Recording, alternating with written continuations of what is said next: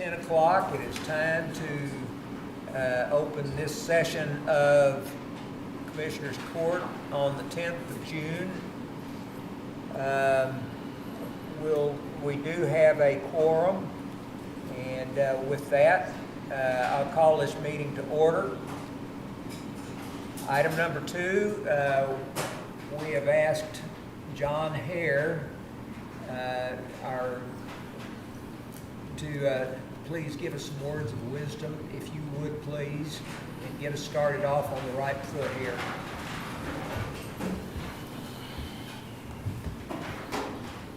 Let us pray. Almighty God, as we gather here this morning, we thank you for the many blessings that you give us. We thank you for the freedoms we enjoy, the county in which we live, and for all the county employees who give of their time and energy in service to others. This morning, oh God, we continue to pray for those in southern Cooke County who were impacted by the tornado, who have lost loved ones and property and maybe even hope. But we also pray, oh God, for those people who are working hard to help them get their lives back together. This morning, we pray, oh God, for this Commissioner's Court. We ask you, oh God, that all the decisions that they make here today reflect your love and your mercy and your justice for this community and this county. And we offer this prayer in the name of Christ. Amen. Amen. Thank you. Thank you very much, John. You can stay if you'd like. My wife is waiting to call. That's what you said last time. Thank you, John. All right, I'll lead the pledges. I pledge allegiance to the flag of the United States of America and to the republic for which it stands, one nation, under God, indivisible, with liberty and justice for all. Honor the Texas flag. I pledge allegiance to thee, Texas, one state, under God, one and indivisible. Thank you all for being here.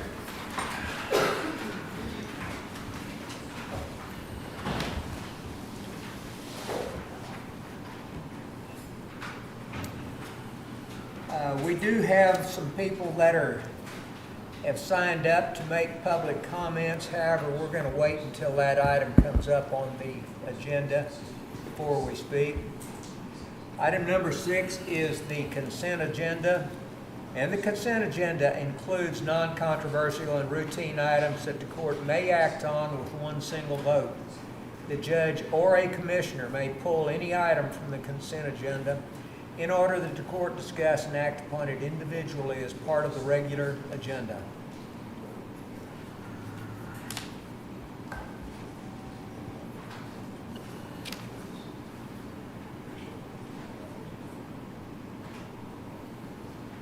Motion to approve. Commissioner Snuggs makes the motion to approve the consent agenda. Second, Commissioner Sicking. All in favor? Aye. Any opposed? And there are none. The consent agenda passes 5-0.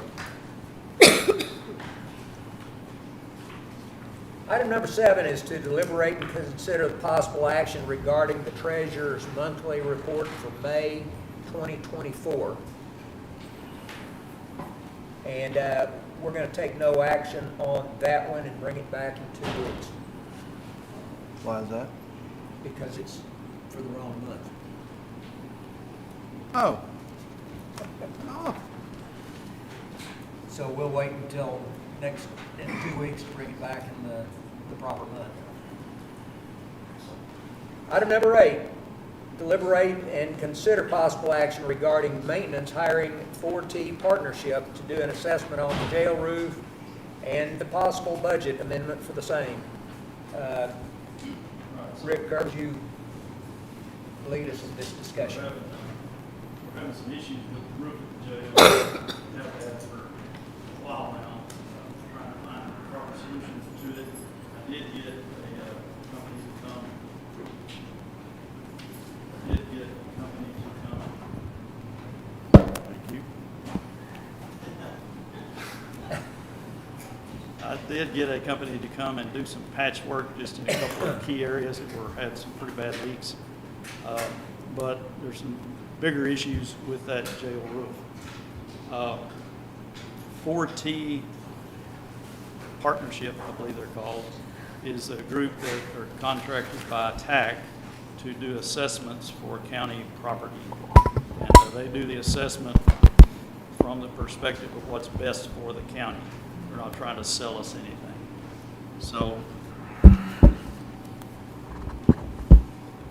So they will come if the roof damage is due to storm damage or hail damage or something like that. There's no cost to the county. If there's not storm damage, then they will bill us for it. His estimate was between $1,500 and $2,000 to come and do an assessment on our roof. Also, Parsons Roofing is willing to come and do, and they've already done an assessment, give us a quote to make repairs. He told me, he said, I will do a complete assessment and give you options of repair, or about 3 different options from repair all the way to a total new roof. To give you pricing on that. He won't charge us anything to do that. So the question is, do you want to hire 4T to come? Because the problems we're having with the roof is not due to hail damage. It's due to age, and the building is moving, so the seams are moving, and that's what's causing the leaks. About every 6 to 7 years, we have to have it repaired.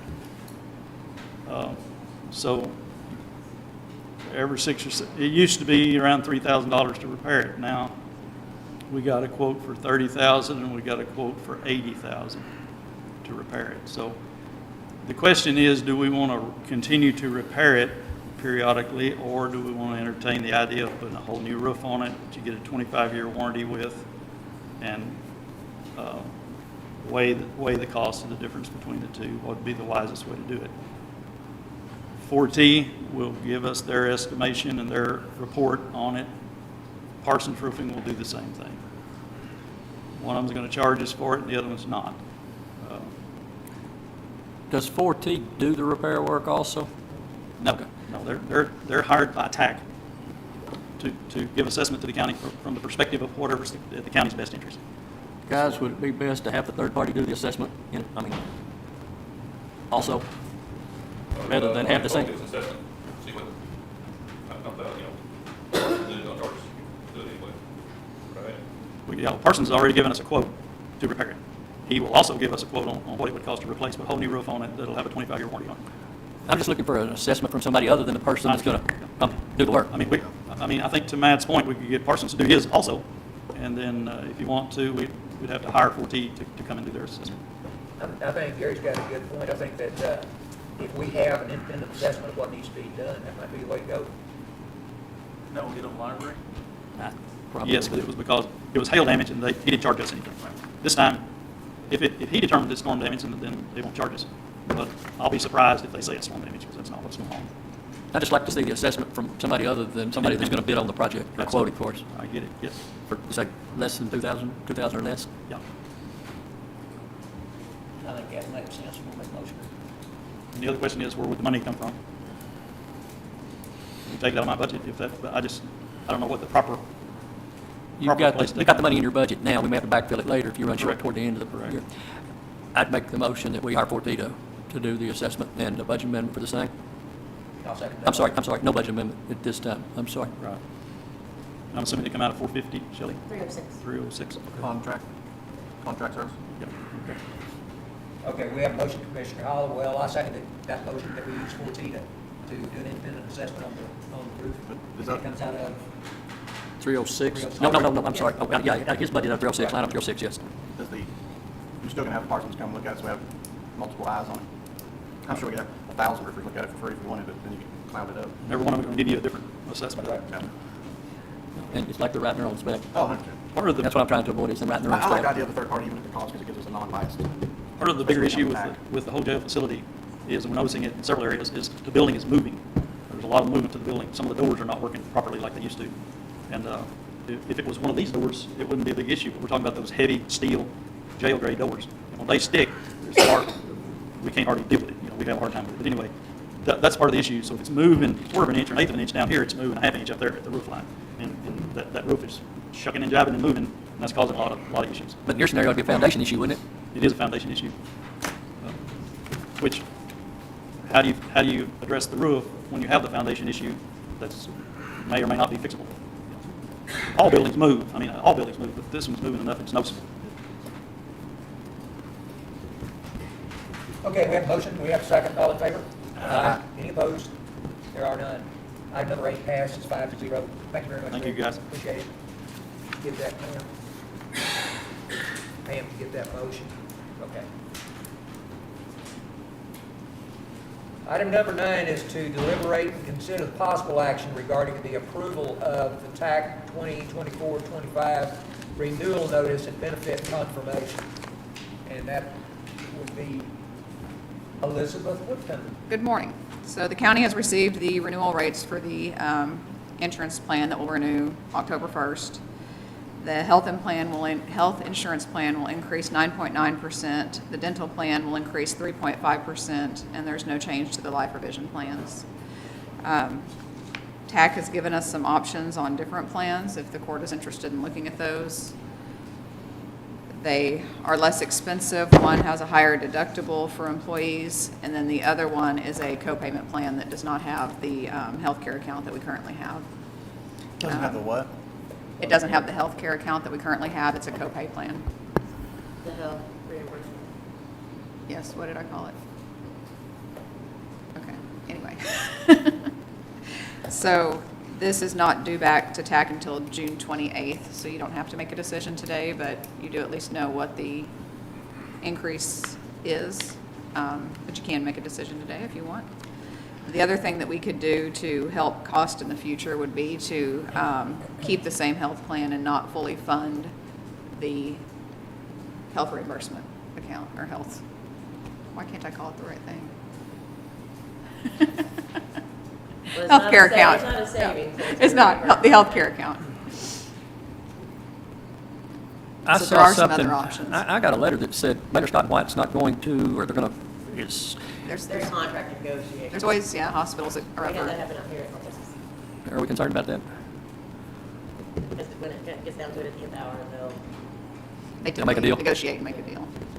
that happened out here, when I first got here, it's happening. And it's happened with the hospitals and But to finish that thought, Blue Cross Blue Shield is negotiating with Baylor Scott and White as to whether or not to keep their services. Is that the way you guys read it? Yeah. To They threatened to pull out. leverage. That would be a little bit kind of, help her a little bit this. So, just a couple of options. One, like I said a while ago, would be to not fully fund the $2,000 and maybe fund half of it. Or we could also do, we're not going to fully fund it, or we're going to maybe fund a larger portion if you go get a physical, and maybe that would help find some things early on versus waiting until conditions get to a point where they're more expensive. Part of the problem is we got some catastrophic. We You know, have some major, But it illnesses. should go down at some point, hopefully. No, I'm sure they're going to. Yeah. Well, if your claims go down, That it should go down some, regardless yeah. of what we But I know this would help us possibly take care of you. So I did, I talked to TAC, and he didn't necessarily recommend the other plans. He more recommended not fully funding the healthcare account, or doing that you have to have a physical to have it fully funded, to kind of help with those costs. What would happen if we increased that 2,000 to 3,000 and still funded it knowing that not everybody utilizes it? I don't- increase in deductible. Oh, the deductible or the Yeah, funding? no, increase the deductible to 3,000 and let's fund it like we're funding the 2,000, only, fund the 3, assuming that not everybody takes advantage of it. Not that advantage is a good I'll word have to to put here. ask. I don't know the answer to that I'm just question. thinking, I can ask. What plan did they give you that increase the deductible first? So it increased it to $3,500 per individual, and then I believe that would make it a $7,000 deductible for a family. How many deductibles did we fully fund this year? Do you know where our pace to? We do all, we fund them, we budget for all of them. Correct. but we don't expend for all of them. No. No. I don't know the exact So number. what you're I would saying is guess about increase 50%, but I don't know that for sure. But you're saying increase the deductible to 3,500, but only funded it 2,000, and then the employer would be out 1,500 if they used it at all? If you chose that plan, yes. But what I was really saying is keep the current plan, and if you only funded 1,000 of the 2,000, then we're looking at probably a cost saving for next year, without changing plans. But we'd probably be nice to know what that savings is going to be, so we're doing Which we wouldn't know. see what our There's no way payback's to know. going to be on our How many investment. employees we got? 280? There's about $250 on the insurance. So they're, if you cut 1,000, that's, $250,000. yeah. Not, that we don't budget. Yeah. And once again, you don't have to make a decision today. You can, we don't have to turn it until the 28th. Of So. course, some of our retention, the reason we're able to retain good people is because of our benefit package more so than our salaries, but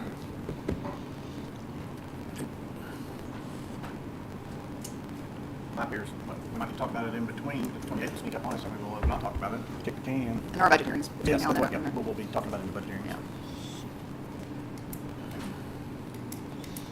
Do you remember what did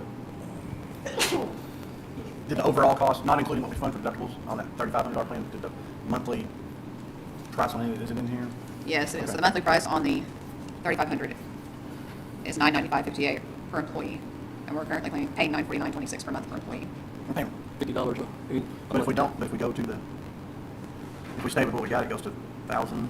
1,043. So if we stay with what we have, it's about $300,000 for the year. If you chose the higher deductible plan, it's $140,000 for the year, and the copay plan is $107,000 for the year. We got some options to look at. Sit and run the numbers on it. We talked about basically just Blue Cross Blue Shield, right? Yes, it's Blue Cross. It's all Blue Cross Blue Shield. I'm going to abstain, so, since I'm not on the plan. So it's up to you guys. We need to look at it when we're in our budget meeting, discuss it further, so I say Back? yeah. Okay. Is that what you guys will do, or? You got time? I would recommend thinking about it and Yeah. talking about it during budget. Okay. Number 9, the action, no action. Thank you. We'll bring it back. Thank you, Elizabeth. Christian, I'm getting messages that we're Yeah. not screening good.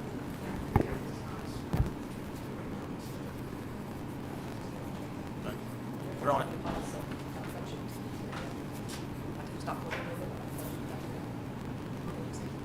Yeah, there last week we paused before item 10, because most people are probably streaming to hear the rest of the board, like news channels and stuff. If he wants to pause, he can while they troubleshoot. Okay. Is there anything else that we can look at that? Go to grant funding, just skip that one and come back. If, Say again now? just skip that one and come back. That's what I was thinking. I mean, I think that is, okay, great. Yeah, just pause her. yeah, I know that's what he meant, but.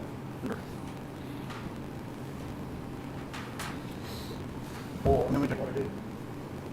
Huh? Executive session and then come back. No, that's gonna take a while. Do what? That's gonna take a Yeah, while. but it might take a while. It's up to y'all. I'm asking. He estimated 5 minutes. Just 5 minutes. He Yeah. estimated 5 minutes. Okay. 5 minutes, okay. The question, just so, for transparency's sake, what the judge had asked is, do we want to do executive right now?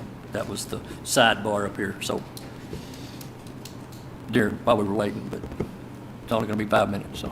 So instead, what we'll do is we'll take a short recess at 10:23, and let's come back at 10:30.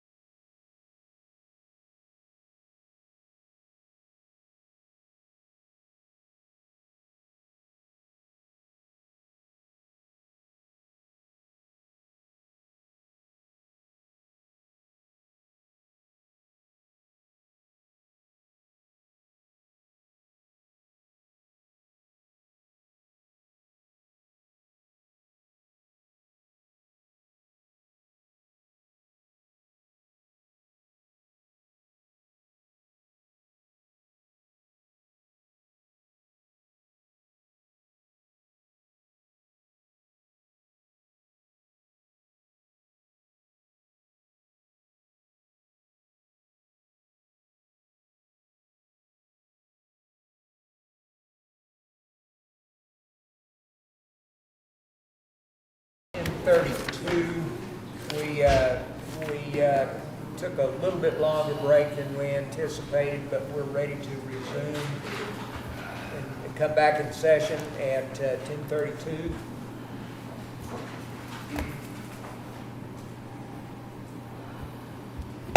Item number 10 is to deliberate and consider the possible action regarding the emergency disaster declaration and all associated executive orders. Ray Fletcher once again. Good morning, gentlemen. Where to start? It's been a time. I think I'll start on the individual assistance side, on the individual affected in the county individuals from FEMA reporting and our ISTAT or individual damage assessment tool. We've got 698 total affected properties. 135 of those are destroyed, and 205 of those have major damage. So that's 340 that have either major or destroyed damage. On the individual assistance side, through FEMA, 317 total applications have been received. Of those, 315 are valid, so only 2 were not valid. They've already issued 225 inspections, and of those, 190 have already been completed at individual properties. The individual and household program through FEMA has assisted 116 eligible households with $972,818 so far. Housing assistance has been provided to 49 eligible individuals for $628,255 so far. And other needs assistance to another 100, to those probably the same 116 households is $344,563 so far. So that is all ongoing. For folks that need assistance, again, FEMA and the VOAD are there for the underinsured or the uninsured. That's how FEMA assistance is provided. If you need assistance through FEMA, you can go to the Disaster Recovery Center in Valley View at the elementary gym, and they are there every day for the foreseeable future, or you can call 800-621-3362 for FEMA assistance, or again, go to the DRC, the Disaster Recovery Center in Valley View at the elementary school. For other unmet needs or assistance that you might need, you can also contact the VOAD or the voluntary agencies active in disaster, and their number is 940-612-5323. Even the VOAD is you know, that's volunteers helping out our neighbors in our communities, either financially or with labor. None of this is intended to relieve anybody of work they need to do to take care of their business. So help yourself, do all you can do, get with your insurance, and if you still can't get it done, then contact one of these agencies and hopefully they can help you. This effort is not focused in any particular area other than southern Cooke County, while there has been a significant amount of work in the hardest hit area where the 7 fatalities occurred.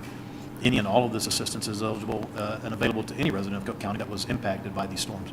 And so I think there are a few who feel that it may be going in the wrong areas or they haven't been contacted, but reach out, help yourself, help your neighbors, and if you still need help, contact FEMA and the VOAD, and if they can help you, they will. What was that FEMA number again? It is 800-621-3362. 3362? Yes, sir. And where was it in Valley View? It's at the elementary school in Valley View. The Disaster Recovery Center is. And there are other agencies there with them also at that Disaster Recovery Center to help out. FEMA's there, Small Business Administration's there, the crisis counselors are there, Catholic Charities is there, and we hope to have another agency or two there very soon. And so hopefully one of those agencies can help.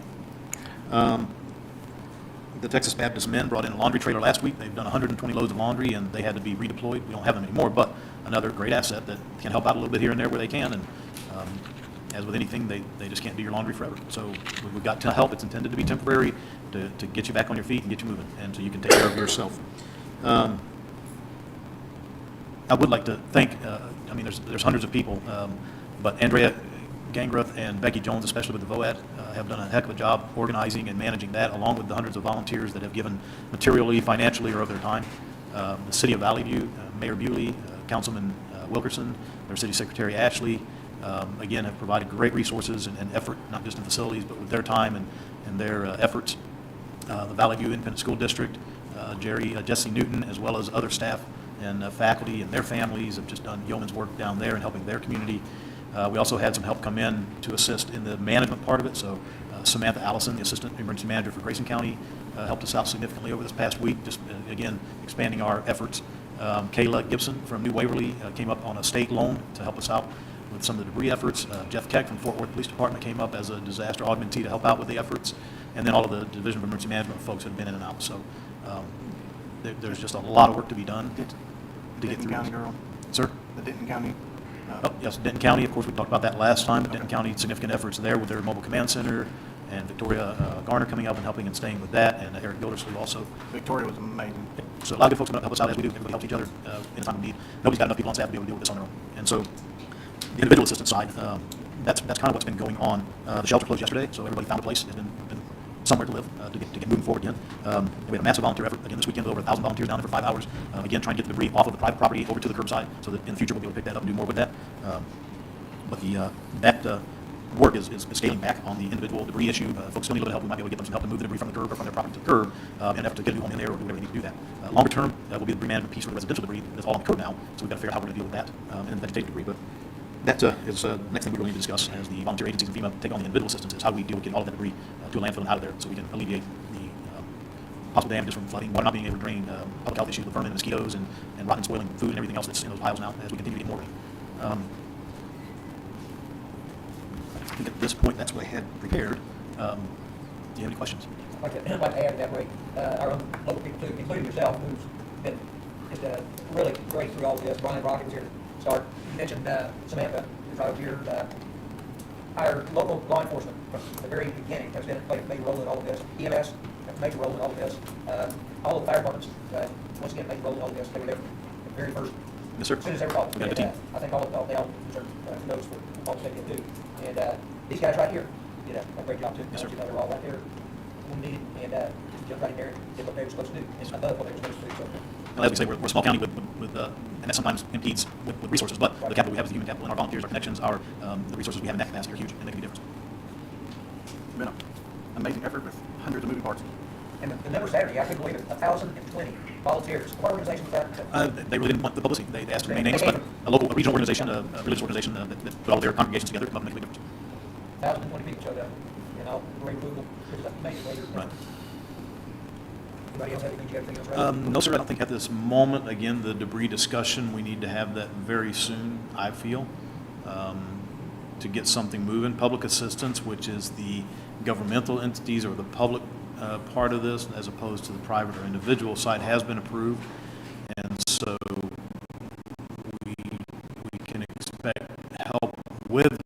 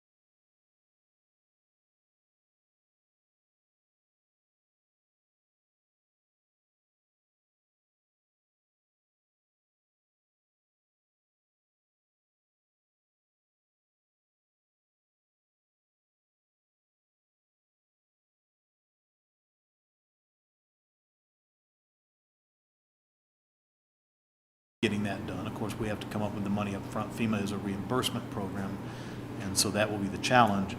But I think today, hopefully, we can discuss that debris prospect and determine how we want to go about making that happen.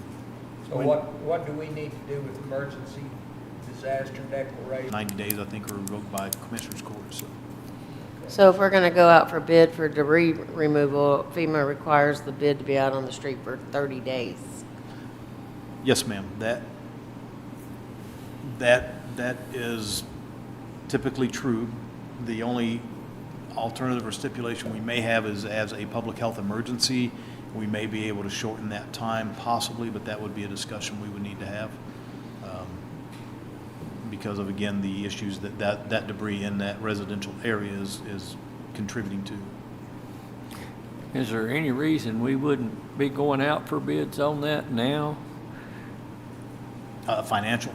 The need is certainly there. It's just the determination of. I don't know how much was picked up over the weekend. I don't have the calculator in my head, but just in an observation, I would suggest it's a third to 40% less than it was when we started over the last 2 weeks.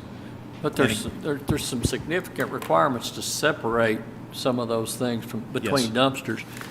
I would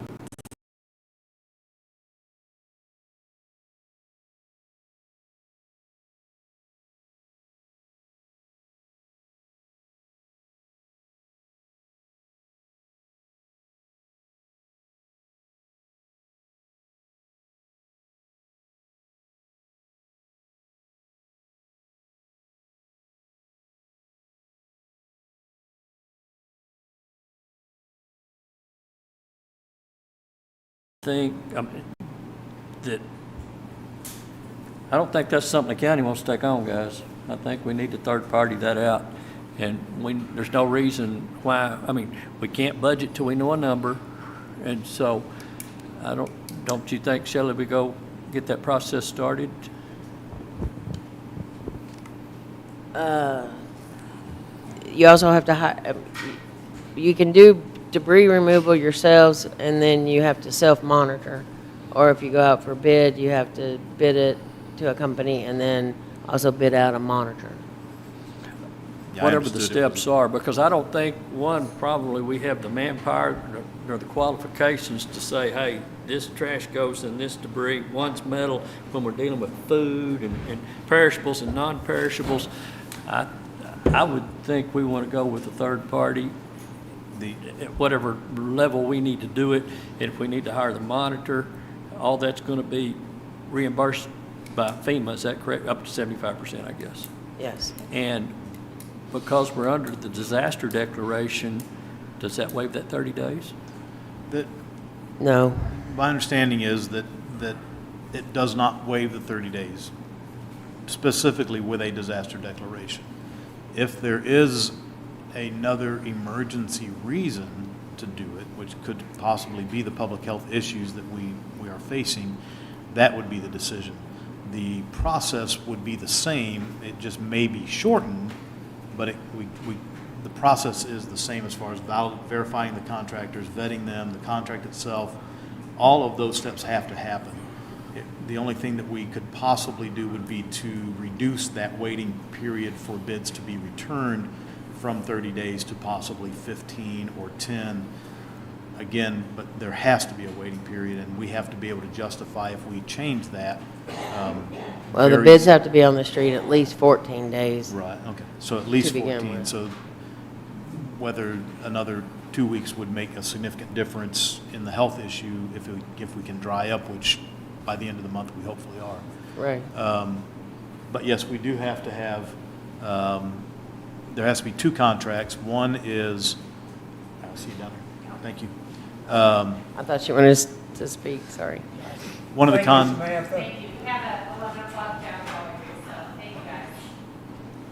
One of the contracts would be for the debris itself. The other contract will be for the monitoring, and actually that's whether we do it or somebody else does it. There still has to be a monitor, and they validate how much debris, what category, the dumpster numbers, all those particular. Make sure the specific trailer's details. full. Right. So yes, the next step would be authorizing, to an extent, I'm not sure, a financial, they estimated initially 48,000 cubic yards for $1.2 million. I think, again, probably a third less than that is a little more realistic. I don't know that I would go much lower than that, but I think bidding as a budget number, I think, so 800,000 to 900,000.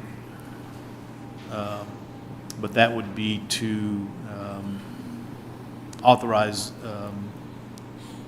creating and I'm not sure of the term, but sending out the RFPs to get contract bids back. So the first thing to do is to get the RFP done, and then under a disaster declaration, the judge could possibly, make that, sign the RFP to go ahead and get it out on the street.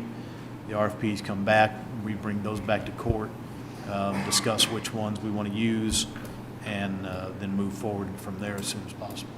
And that, I'm sorry, go ahead. So right now, the volunteers are loading up dumpsters and going straight to the landfill. If we want the FEMA reimbursement, it all has to be separated out. They won't let it just be Correct. trailer load. Right. And so And what do we're- we do with what's already there? And the And volunteers. if they're throwing household waste on top of debris, then that has to be separated out. How do we communicate that? And the volunteer effort was to get the debris from the private property to the curb. We were fortunate that some folks, some corporations and individuals did haul it off in dumpsters and has made an impact from the private property. And that's the other challenge. We can't go on to the private property to get the debris. We have to take it at the curbside. So that very huge volunteer effort was primarily to get it to the curbside primarily. And in some cases, they did move it off the private property, and some of those were insured, and so they had contracts with their insurance that came and did that also. But our goal now is to get it off the right-of-way, off the Drainage ditches. Drainage drainage ditches, yes, off those areas, and then properly collect it, separate it, and then take it to the landfill. So in your budgeting number, that 1.2 was for the All of removal, it. but does that cover the monitor? Well, that's just, that's the That's just- initial assessment. If a third of it's already been picked up, then that drops it down to about 800,000. But we need to put a monitor in there somewhere, right? Yeah, I'm not positive that number, it was that, so. Well, I mean, yeah, The but I state mean- has a debris management number based on the size of the number and how many were destroyed, and was it a mobile home or was it a house? And that just, it's a rough, probably a little over number, but it takes that all into consideration. And I don't know that it has the monitoring part in there, but the monitoring part is not going to be the significant part. The debris It might part be will $70,000, $100,000. Could I be. mean, who knows? I mean, Yes, it's sir. going to be a Could good very sized well. number. But And if they require it, I'm sure that it will be, I'm just thinking how much money you're going to set aside is what I'm looking Right. at. And then how about this vegetation number, this 800,000? We're looking at 2 million based on. That's another, well, I would suggest that's a discussion for another day possibly, but we can have it now, certainly. That was their estimate based on what they saw out on the county roads, a couple of days after, that week after. They estimated the 33,369 cubic yards for a total typical disposal cost of $834,000. And some of that's going to come out of our road and bridge budgets. I don't have that answer. I know the plan would be, we have 2 approved debris collection points, one in the most highly impacted area on JL Drive for the residential debris, would all be brought there, sorted and taken out from there to the landfills. And then the vegetative debris, we do have an approved site at the old Precinct 3 barn. And again, whether that is road and bridge hands doing that themselves and hauling it there and then destroying it in the future, or hiring a contractor to do the same, bring it there and use a trench burner possibly or other methods. That one is, I don't think, as immediate as the residential debris, but certainly something that will have to be dealt with. And So that's all the failed trees and limbs. That are in the ditches and, Yeah. I mean, as most have cut a hole through the road to get a fire truck or an ambulance through that kind of width, but in no way really cleaned up the right of way. So that would be road and bridge. I mean, y'all would turn in your daily worksheets like you do anything else for your roads. And then this would be category B or A. No, they've already done, B we're pretty well wrapped up on, and that's So the this would be emergency A. work. This would just be Would debris. be A, and then any roads would come under D. But yes, I think today if we could have an authorization to get the RFPs out as soon as possible, I think that would be a good start, so we could get that on the street to be able to start getting contracts back. Shelley, Is that a Barry? something What do you wanna think about that? plagiarize from the state? I've already gotten several different from across the state. We need a motion for that, Judge? Yeah, I would make the motion, we go ahead and submit the RFPs for residential debris removal. Second. We have a motion, Commissioner Hollowell, second Commissioner Snuggs for residential debris removal. And let me ask you just one quick question. That estimate, whatever it turns out to be, does that also include landfill fees? That would be up to the contractor to take care of that, so that Okay. would include it, yes. Okay. And that's a good question, though, because, I understand there may be some concern about landfill capacity, and that is certainly a challenge, but the debris is going whether we contract it or they contract it or somebody hauls it themselves. So the quantity of debris that's going is going. It's just a question of who does it at this point. And so, again, that our road and bridge certainly can work very hard and will do a great job. It's like the analogy I use, that I can hire a painter to come and do my house in 2 days and be done, and I don't have paint all over the sidewalks or me, or I can do it for 3 weeks and maybe 4 weeks, and if I get it done, I'm lucky on evenings and weekends, and paint's everywhere, and it's probably not the most professional job. So, I'm not a painter, and I don't think we are debris removal specialists. There are people that do that and can have it done a lot quicker than us to start eliminating hazards and issues that we're going to run into. Let me ask you this too, if it's contracted out, then if it's a contractor that's removing residential debris, they can use whichever landfill they want to, then, can't they? That's up to They them. don't- Yes, they're sir. they're Not tied to locked anyone in into- particular, no. But yes, I think the authorization to go forward with the RFPs for debris removal in this affected areas would be what we would want to do right now. And it's just Okay. gonna get worse as far as public safety is. What's that now? Garbage is left out, rodents yeah. are gonna, I mean, it's, Absolutely. Needs to be done. We have a motion, we have a second. All in favor? Any opposed? There are none. we might make a point that that's one reason that we maintain fund balances for situations like this. Because what this will do is absolutely deplete that fund balance until we're reimbursed from FEMA, which may be 2 years. When would be the best time to do that? I'm sorry. When would be the? Shelley will take care of it as far as the budgeting part, Yeah. and we'll have to budget it when we This- budget in anticipation, Okay. I would think. So just work that into what we're, Upcoming budget, okay. I would think so. That's just my observation. I don't know what the rest think. I agree. I agree. Sounds good. Ray, thank you very much. All right. Once again, thank you for all that you've done Yes, during sir. this time. Appreciate it. Thank you all. Did you get that motion, Pam? Yes. Okay. What for? Okay. Kurt? Yes? Hey, Oh, go ahead. no, that's okay. I was gonna ask Ray something on the side. Okay. Item number 11, deliberate and consider possible action regarding various grant funds. No action. Okay, item number Oh, 11. let me rephrase that. Okay, Precinct 2 received full reimbursement for their part of the CTIF grant.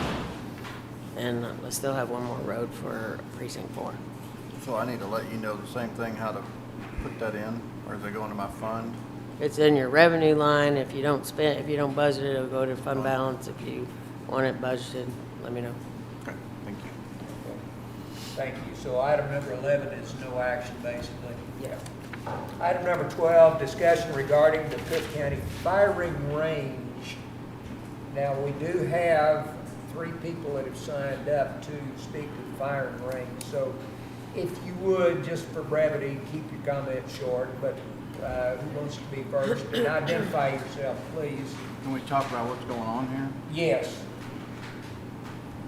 Let's let them have their Is Ray comments here? first. Okay, well, let's do the comments Let's first. do the comments first. I think it'd be, Okay. go ahead. I'm Linda Thompson. I own the property that is beside the old county barn where they're wanting to put the firing range. I have pictures here of the runoff from the county property that's going to go over to my property. I have other pictures of runoff from the backside of the berm that's there now, which may or may not be part of it. I understood it was, but I do not know for sure. These pictures, I don't pull them apart, is my property. You can see the water runoff, and it runs down, it goes across into my pond, it goes through the tin horn when it overflows, down to the next pond, then it continues down to the third pond, where it goes underneath the road into the neighbor's property, and ends up down in Flat Creek, down at 922, and keeps going. So, that is the problem. Now look at those. with runoff.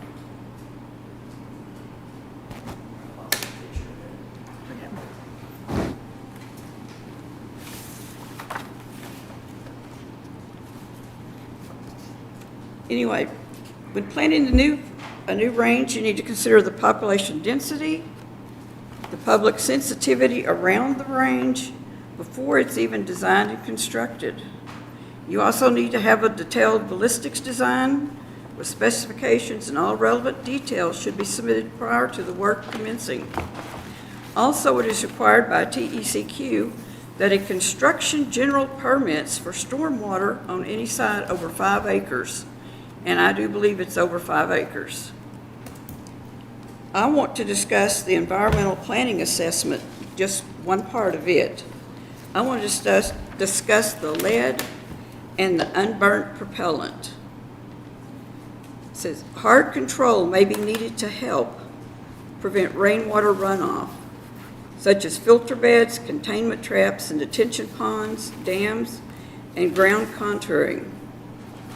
You should be raking and sifting through after each time you use the range to collect the lead bullets so that they do not dissolve. Anyway, the frequency of the lead removal should include the factors of the number of rounds fired, the soil pH, the amount of rain, the type of soil, and the depth of the groundwater. If Cooke County has 20 officers that are out doing their firing practice to get qualified, they normally shoot 1 box of 50 shells. That is 1,000 bullets fired that day. Some officers may even have different caliber guns in the car that they're going to have to shoot with those to qualify. And that means there's even more than your 1,000 bullets fired. If we turn around and let some other police departments come in because they've got 1 or 2 guys that needs to qualify, that's more bullets. If we let the 4-H club, which was mentioned, go in and do their thing, that's more bullets. So if actively managed, these bullets are considered solid waste for a period of time. The solid waste exhibits a hazardous waste characteristic such as toxicity, as in the case of lead. If actively managed, it's considered scrap, and the site is not maintained, it's hazardous waste. And approximately 40 of the 50 states have contracted with EPA or have contacted the EPA and given their support and concurrence in setting specific laws on regulations, environmental guidance for outdoor shooting ranges. And according to the MSL Law blog, lead contamination remains a significant issue in all environmental law citizen lawsuits.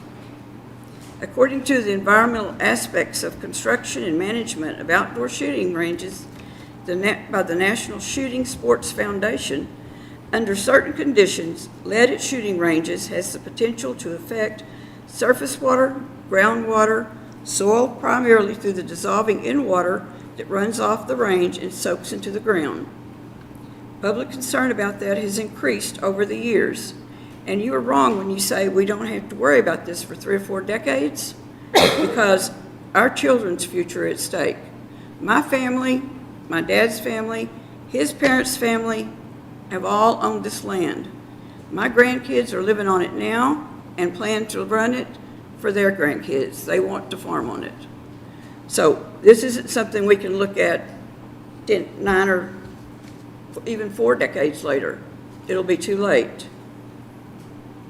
According to the U.S. Environmental Protection Agency, firing ranges can damage the environment and contaminate the soil and possibly the groundwater with the lead from birdshot, bullets, bullet fragments, as well as produce airborne lead dust.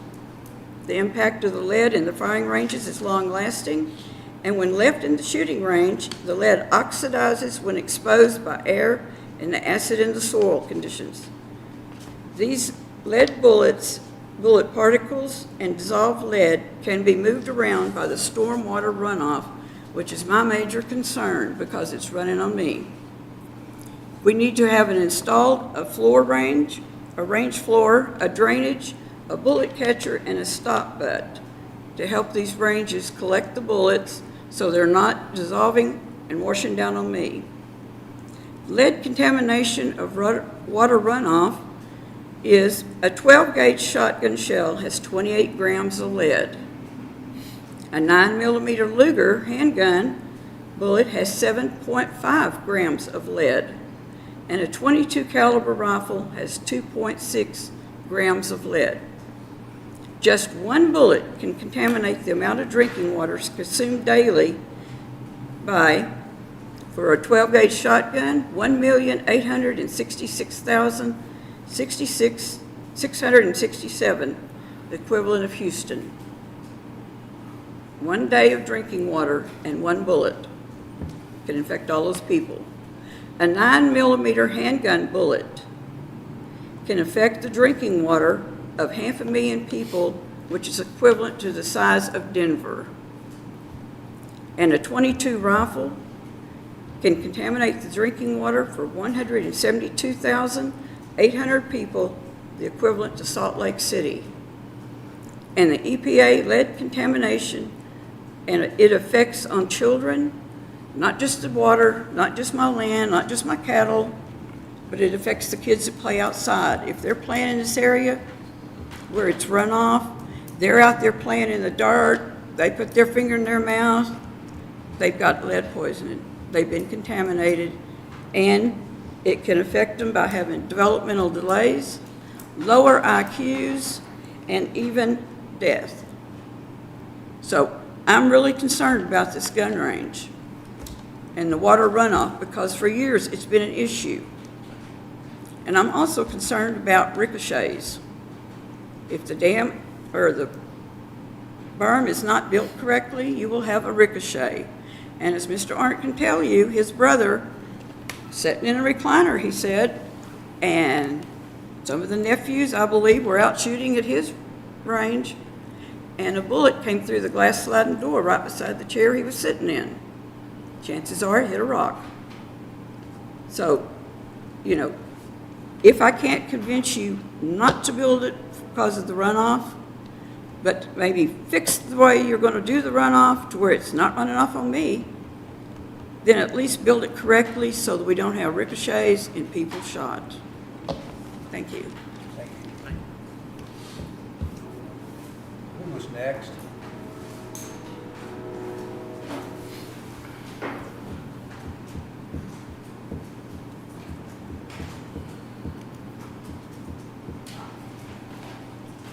Excuse me, I'm kind of nervous. My name is David Davis, and I live on the property just south of the barn, the county yard. Actually in the direction of the fired shots that will be fired if a gun range is put in there. It was brought up to us that a shooting range would only be used a couple of times a year for deputies qualifying. We as property owners would be given a prior warning through text or email that the shooting range was going to be used and we could round up our horses, cattle, and kids to get out of the way of the danger of ricochets and just for their protection. We discussed this at our community meeting and it was unanimously not believed that this would happen. It is more likely that a new shooting range would be used much more than a few times a year. What would be the point of spending the money and the labor in building a shooting range if you don't use it? If I had a shooting range on my property, I'd use it. But I don't because we have rocks growing there and that's where the ricochets come in and I don't want anybody to get hurt. Also, other departments from neighboring areas and organizations like the 4-H could be charged to use it, and the next thing you know, it becomes a full-time money-making venue for the county at our expense. Asking the surrounding property owners to remove our horses, cattle, and kids implies the danger of a shooting range in the first place. It's our land, and we get to choose what happens to our land, and we choose not to allow a shooting range to come in there and disrupt our lives. We have rights as property owners that are guaranteed by the Constitution. The 14th Amendment provides protection for private property owners when government intervenes, restricting an owner's rights in land or housing. Section 1 of the 14th Amendment, the rights of U.S. citizens, says no state shall make or enforce any law which shall abridge the privileges or immunities of any of the citizens of the United States, nor shall any state deprive any person of life, liberty, or property without due process. We as property owners have the right to use our property as we see fit. I bought my property 2 years ago for my horses and for my wife to ride and myself sometimes. And if I had known that we were going to put a shooting range next door, I surely would not have bought this land. And we spent a lot of money, to us, we spent a lot of money there.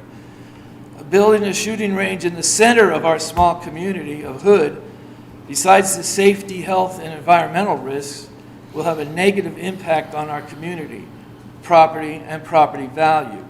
It will affect the peace and tranquility for the residents of Hood and for the horses and cattle that graze there. It will set up unnecessary liability risk for the citizens of Cooke County because of the proximity to nearby families due to the danger of ricochets and errant shots and contamination. This brings us to the taking clause of the Fifth Amendment. Nor shall private property be taken for public use without just compensation. Not being able to use my property is the same as taking it. It is the government depriving a private owner of an asset. The taking clause prohibits the government of confiscating property, even with just compensation, if it is not doing so for a public use, roads, bridges, schools, things like that. If the government is not compensating a property owner through the use of eminent domain, but the government denies all economically beneficial or productive use of property, it is in effect a per se taking of that land. A per se taking can occur when the government deprives a property owner the use and enjoyment of their property. When the government entity takes an action which damages or decreases the value of private property without obtaining ownership of the property through the use of eminent domain, it is called an inverse condemnation, a legal concept and cause of action used by property owners pursuant to the taking clause of the U.S. Constitution. In other words, we can sue if our land becomes, the value goes down, and it becomes a risk to live there. They're talking about firing toward my property. That's an awful thought. I mean, I'm a gun owner. I'm a member of the NRA. I go to gun ranges to shoot, and they're not in the center of a community. They're as far away from people as they can put them. And this seems to be incredibly irresponsible to put this here in the community of Hood. But you can stop this by voting no. Thank you. Thank you. Who's next?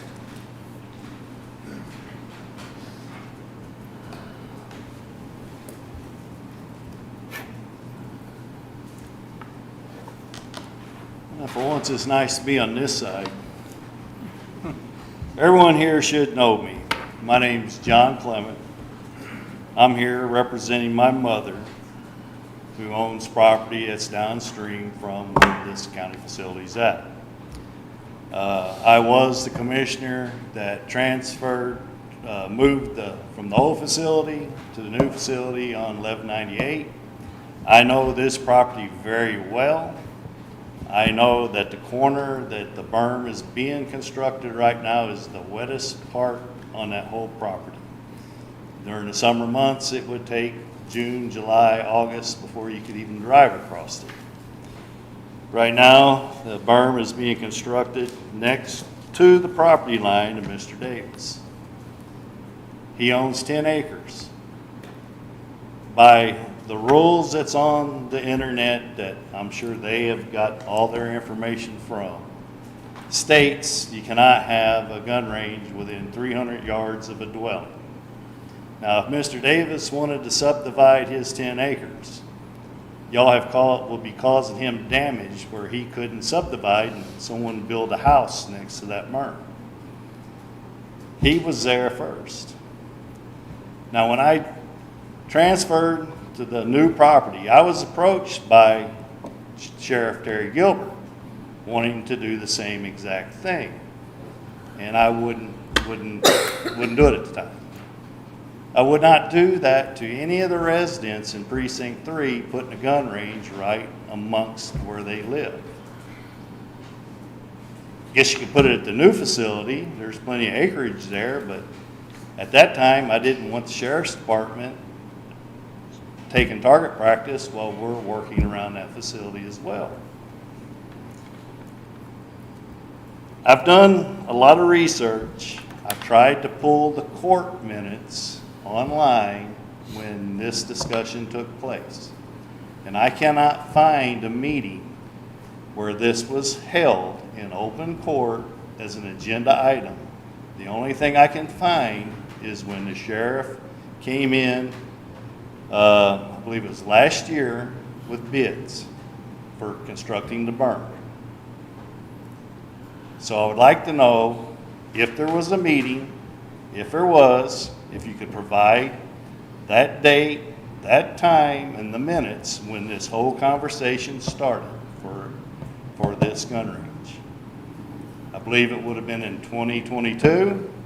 I know Judge and Commissioner Sicking, y'all weren't in office at that time. Everything that is involved around this gun range should have been discussed in an open meeting. I understand y'all decided to build this yourselves. I have a problem with that.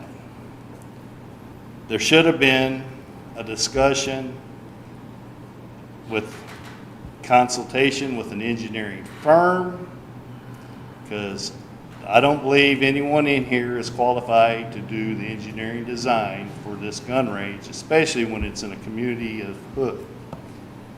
There is an environmental impact study that should have been done, because that corner of that property, where that berm, where all that drainage goes, is the start of a creek to Mrs. Thompson's pond. It will go through 3 ponds, as she says, and then when it travels underneath the county road, that's when it enters my family's property. And we do have concerns of lead contamination. If you haven't read it, I suggest y'all go to the website and read up on lead contamination. And, you know, Ms. Thompson did a very fine job of explaining that a while ago. So the other thing was, that is Precinct 3 facility. I cannot find anywhere where there was an asset change from Precinct 3 maintenance to the Sheriff's Department. That property should not be under Precinct 3, and it should have been on a court agenda someplace with a discussion as well. Bear with me, my printer didn't work today. So, was no engineering consultation, there was no bids for engineering, the approval of a design, cost of construction, anything up over $50,000 is supposed to go out for bid. And I saw what the bids were for outside source just to build a berm. There's a lot more to a gun range than just the backdrop for shooting range. I believe there's also permits that's got to be acquired by TCEQ. Flat Creek is considered waters of the U.S. So I've heard stories of how, this is from the neighbors there, how the sheriff said that he would send out notifications when they're being used at the gun range. And it would only be used twice a year. I don't know how you can figure that. I see where even the constables put in for so much ammo in their budget item. To qualify would mean you have to practice. Practice is more than twice a year. Practice is an ongoing thing. If this gun range is built, I'm assuming even you county officials would be planning on going out and using this gun range.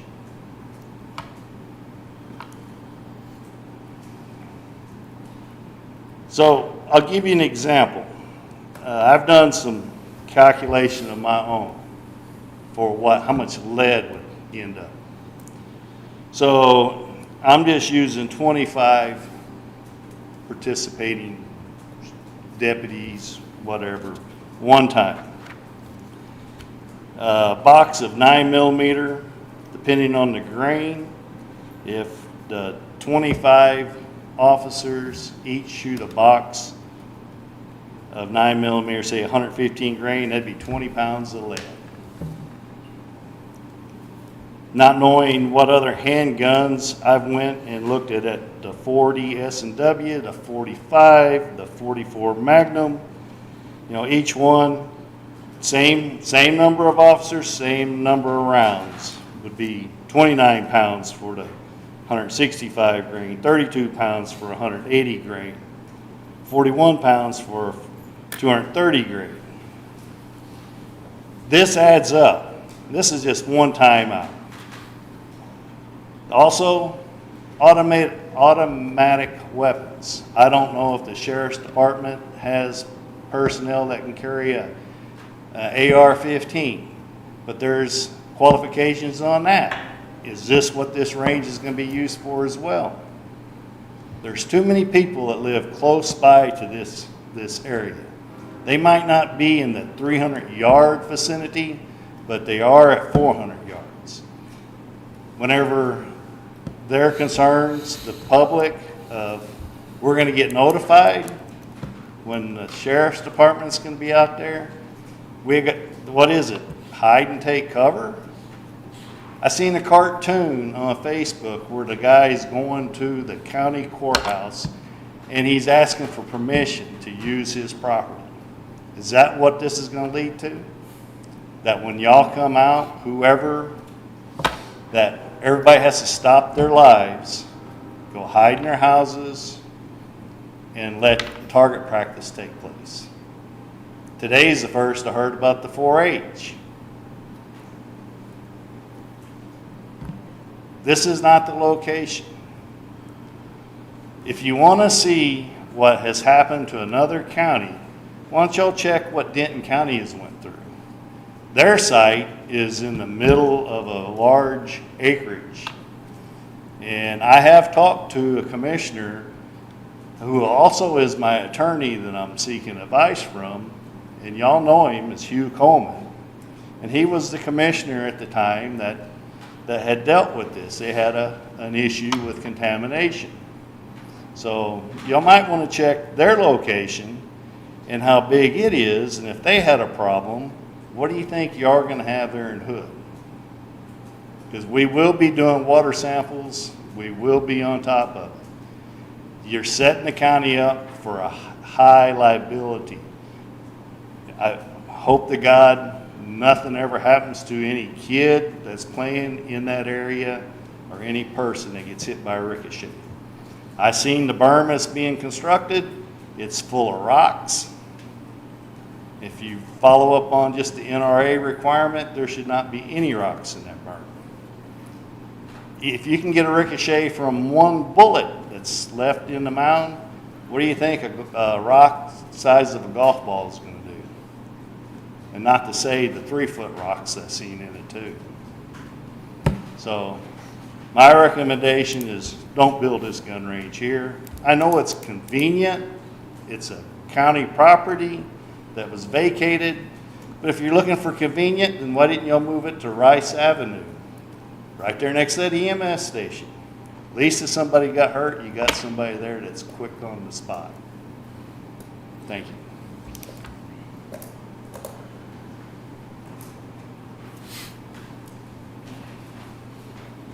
So item number 12 is discussion regarding the Cooke County firing range.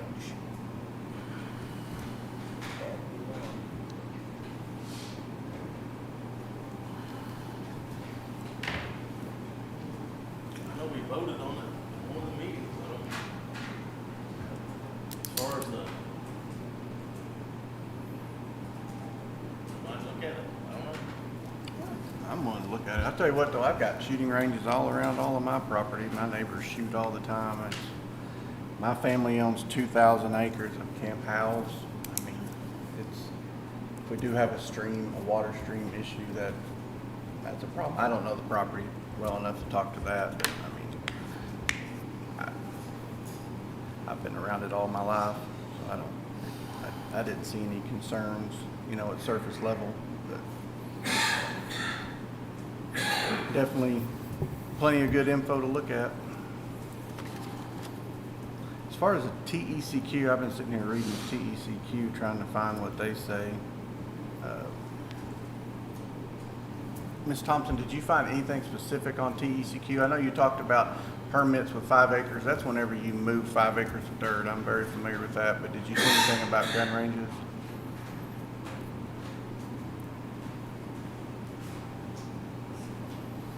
TECQ, I spoke, or I didn't.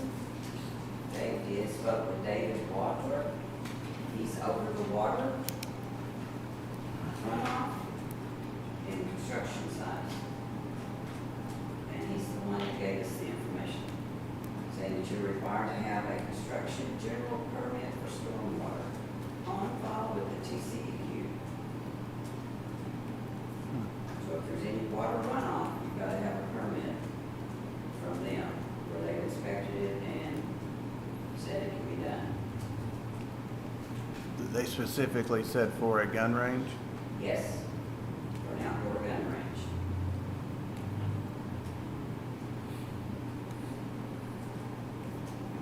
I can give you his phone number if you want it. Yes, please. 817-588-5819. What's his name again? David, W-A-D-L-E-R. Okay, thank you.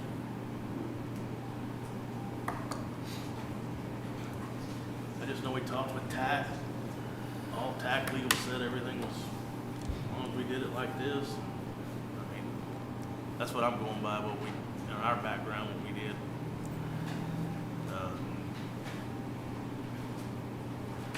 Like I say, we just have it up for discussion, so it's not an action item.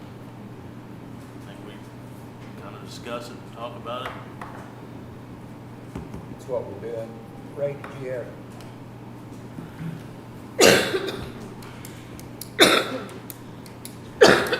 So, Mr. Clement mentioned the sheriff a few times in his remarks.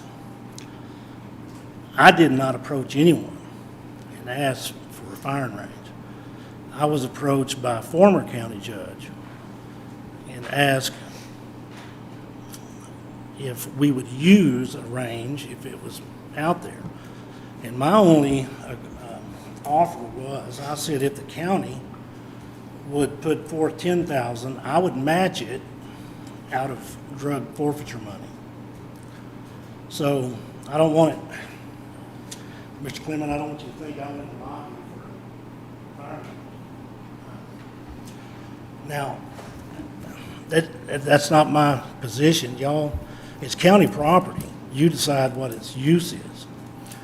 I did make some offers to these folks here. And someone said that I said something, but don't think that I'll follow through. I'm not in the habit of making statements that I don't follow through. So all I was making some offers that if this went through, that I would insure a group of residents, if they wanted to get on a text group, that we'd give 2 or 3 weeks notice of the date that we were going to be out there. I've never said that we would be out there 2 times a year. That's unrealistic. Now, when I was with Texas DPS, we would shoot twice a year. But I could get another county of troopers, I could shut down this county, every trooper, and take them to the range and qualify them. Because I had another county of troopers covered. I can't do that here. I can't say, Grayson County, send me some deputies, so I can pull everybody in.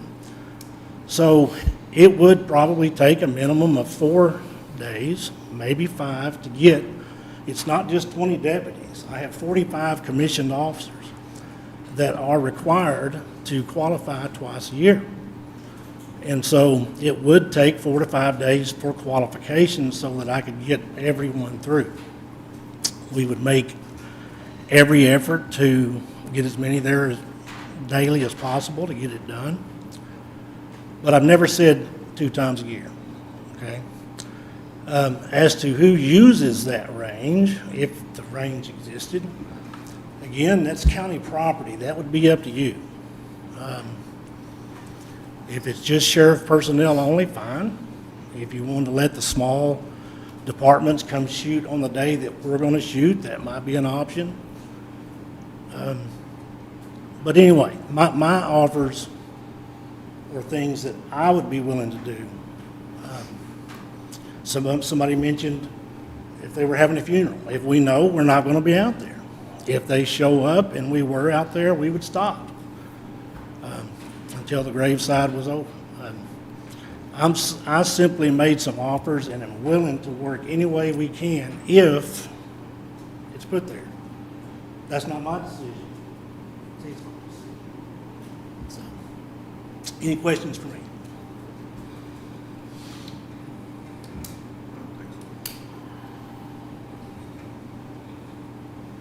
Well, Commissioner Hart correctly identified this as a discussion item. I think we'll just take no action on this and bring it back at a later time then. That's suitable to you all. Yeah, I think there's definitely some research that needs to be done to make sure we're. I don't think we're going to intentionally violate any rules or any laws. No. Can I say something? Yes. So I understand the need for gun range. But the problem that we have is that what's being built is like what Commissioner Snug says he has a gun range on his property. You got 2,000 acres. This spot total is 12 acres, but it's being built like it was somebody's own personal backyard out in pasture range. To be built in a community like this, there's a lot more required than what effort's being put into it right now. Because there are people that live next door that the county liability is going to be at stake if something happens. That means it needs to be engineered. It needs to have the environmental impact study. It needs to have all those things looked at. Not to be built cheap trying to save money. I know what material's on that property because I helped put some of that there. And it does have rock in it. Does not appear to be any thought of harvesting the lead out. And since the sheriff, I believe he said it's 45 officers, that pounds of lead will go up. And if you do your research and you see what the soil does to a lead bullet, as Ms. Thompson was explaining, the different type of acidity it's in the ground will break that bullet down faster. And it does, that is the wettest location on that property, and it is the outlet of the property going on to her property that then goes down the line to ours. That's all I wanted to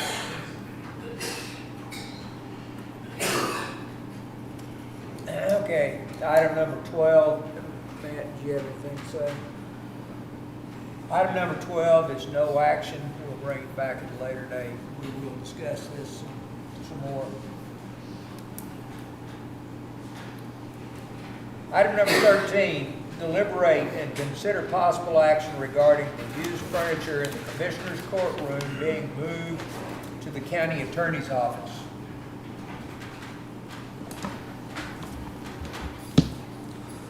I don't think this will be near as interesting. We have furniture that is in storage down in the old commissioner's offices, and there's some old furniture that is not being used right now. We would like to use it for this investigator. The reason we don't want to buy new furniture is I don't want to be in a situation where the grant goes away and we spent the money on new furniture. I'd rather use something that we already have. So it'll suffice if we can have we need a desk and a credenza with a bookshelf to facilitate computers, and then there's a table that's kind of a small round conference table. We'd like to use that for when people are filling out paperwork. And that's what we want out of there. It's my understanding that y'all may want the furniture out of the old precinct 1 commissioner's office. When we went down there to look with Ricky, there was some furniture that was out of the judge's office. There was one of the commissioner's offices, and then there were some, like a 2-drawer file cabinet, something like that in there. See, Basically, we wanted to scavenge that stuff. Yeah, I didn't see any issue with that at all. It's my understanding that you may want this table. No, it said courtroom, but we're not talking about the courtroom. We're talking about what's down in the commissioner's offices. Yeah. And there's a round table in there that was in. Okay. Somehow I got out that you might want this one. No. And we're thinking, hey, we'll probably want to keep this one. Well, There ought to be somewhere you could scrounge without, No, cannibalizing the courtroom. Yeah, the one I'm trying to scrounge is the one that's down in the commissioner's offices. Any questions? Okay. Do what? I don't see an issue with it. I don't see an issue. Anybody want to make a motion? The stuff that came out of your office is a different quality of furniture, I think, than what's throughout the rest of the courthouse. Yeah, well, we're not looking at the judge's furniture. That's not practical for what we need. What we need is kind of a work arrangement. I make a motion that we allow the county attorney's office to remove the desk and credence and stuff that is equivalent to the rest of the furniture. Right. Okay. What about that round table? We can get that? It's basically in the. Unless it's part of his furniture or that came out. I don't know of if it the is or I not. It don't was, even know where mine is, or. It's down here. It's in storage in the old commissioner's office. Oh, is it? Yeah. That one might have to repo at some point in time. yeah, I understand. Well, that's what I'm saying. We don't want to buy new stuff. We want to just use what we got, and then if we don't have this grant anymore, then we'll address that and send it all back to where it belongs. Some of that stuff might have asset tags, need a little, doesn't. Furniture doesn't have assets. No, Yeah. no, it gets moved around a lot. I just, Okay, are those specific items are the ones you're interested in? Right. Okay. There's I think it was your old office. Yeah. There's a desk, credenza, bookcase on top of that desk, and then there's a 2-drawer lateral file cabinet. I don't know if it's in your office or if it was out in the hall, but it's a small lateral file. yeah, and they all match. Yeah. They should all match. All Yeah. that furniture should match. All right, that's what we want. Your motion then to, Yeah, I'll make a motion, you need a motion. Commissioner Hollowell makes the motion to move that furniture that was identified by the county attorney to the county attorney's office. Do I hear a second? Second. Second, Commissioner Arn. All in favor? Aye. Any opposed? There are none. Item 13 passes 5-0. Thank you, Ed. Number 14, Your Item Honor. number 14 is deliberate and consider possible action regarding county attorney's request for a vehicle for the new investigator. Now this is, we had a Crown Vic. It's that 2006 Ford Crown Vic, and it's been sitting over at the sheriff's office, I think, has not gone to salvage yet. It was supposed to, but then it didn't go. We know that that car is pretty dependable because we were using it before we got the car we've got. This investigator will be in need of a vehicle to be able to go out, talk to people, conduct investigative work like every other investigator. We know the car works, and our feeling is that in the event that this grant is done away with, we haven't lost a lot on the 2006 vehicle. So we may need to, change the battery, do something, but I think it'd be serviceable for what we need. Ray, do you know which vehicle that is? Right. Yeah. Okay, has that been salvaged yet, or does that need to go to salvage before we do this? or do The we- court how's that? surplused it back, 22, November 22. November 14th of 22.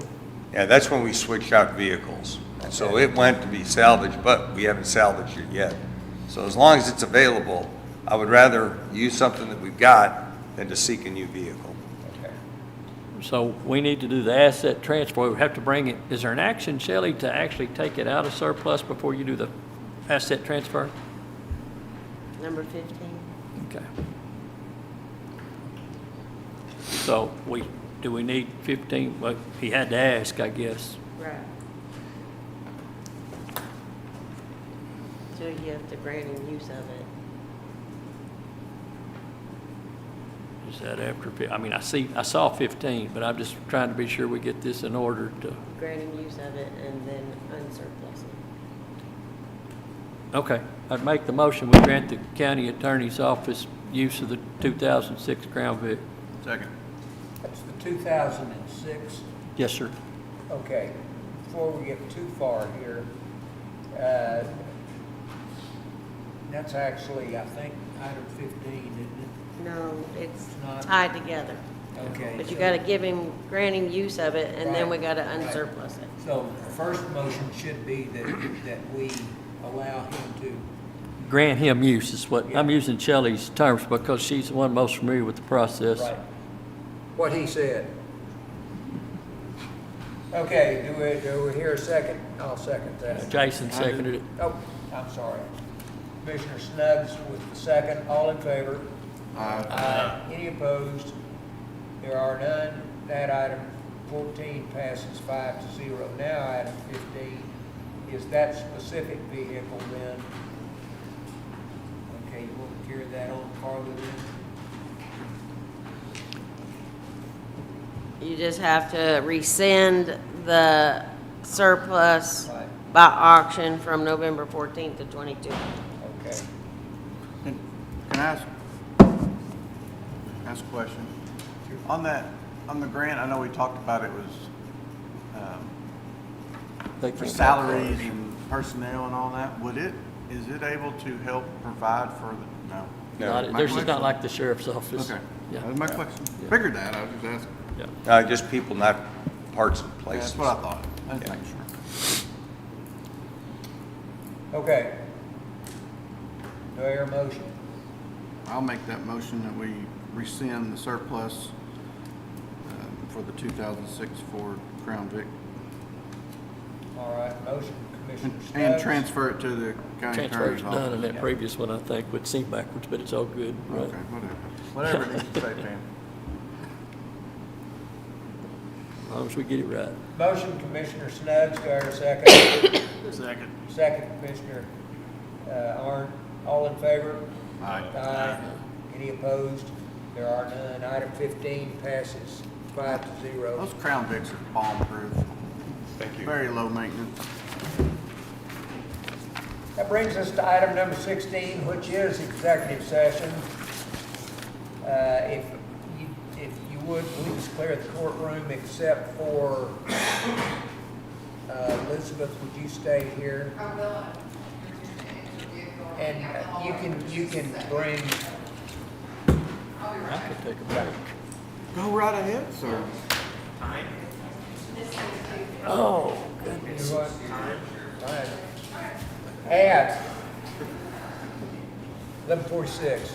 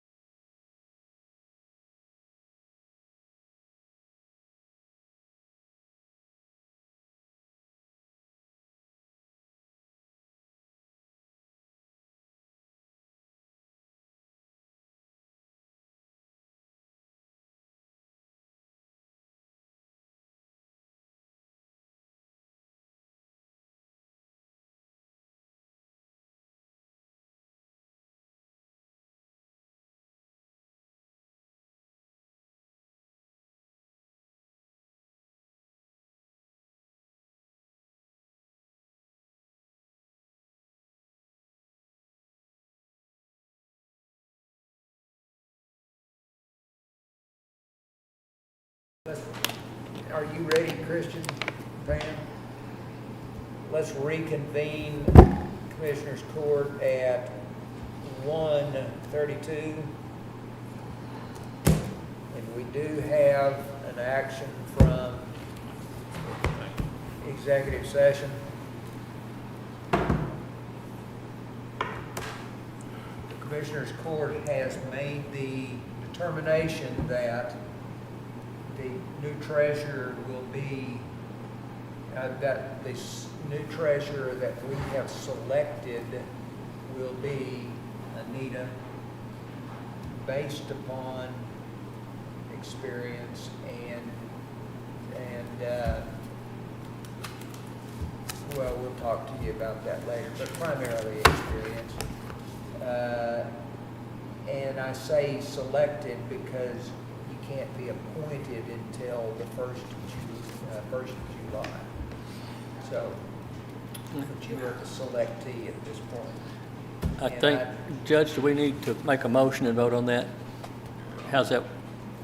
I think so, yeah. Yeah. Let's do that. Yeah. Yeah. Yeah. So, number 17, if I can get back to my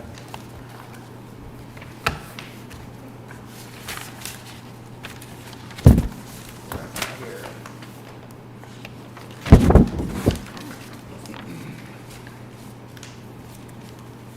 All right, item number 17 is deliberate and consider possible action regarding consultation with attorney regarding proposed actions and advice to the court, real property contracts being negotiated, or any personnel matters regarding treasurer candidates. And the action that will be taken is that we will announce that, I'll make a motion coming out of executive session okay, that we select Anita Fangman for the new treasurer position to be All right. appointed in July 1st. all right. So the motion has been made by Commissioner Snuggs. Do I hear a second? Second. Second, Commissioner Orange. All in favor? Okay. And with that, I would like to, next of all, thank both of you for coming. And please, things come up from time to time, and you both did very well, okay? And we would be glad for you to come back and try for something else. Well, if nothing else, we probably did you a favor, okay? Because now, stop and think about it, Anita's got to, well, she's got the appointment now, basically, but she's got to turn right around and file. I've been in that position before, where you got to turn right around and file, and then run again 2 years later, and, you know, so we probably did you a favor. But in the meantime, thank you very much for being here today, and you both did very well. It was a hard decision, very hard decision. So, thank you. Thank you. And come visit us in court or in our offices or anything you want to do. And if something comes up, well, I guess you maintain I'll stay in touch with Shelley. with Shelley. Yeah. There you go. Yeah. And, Yeah, I just. okay, Everyone. good, good. And word gets out pretty quick when those things happen. There you go. Thank you very much. And Anita, are you gonna break the news to Ray, or, Well, I thought I probably better unless it's watching it on YouTube. okay. And then he already Thank y'all. knows.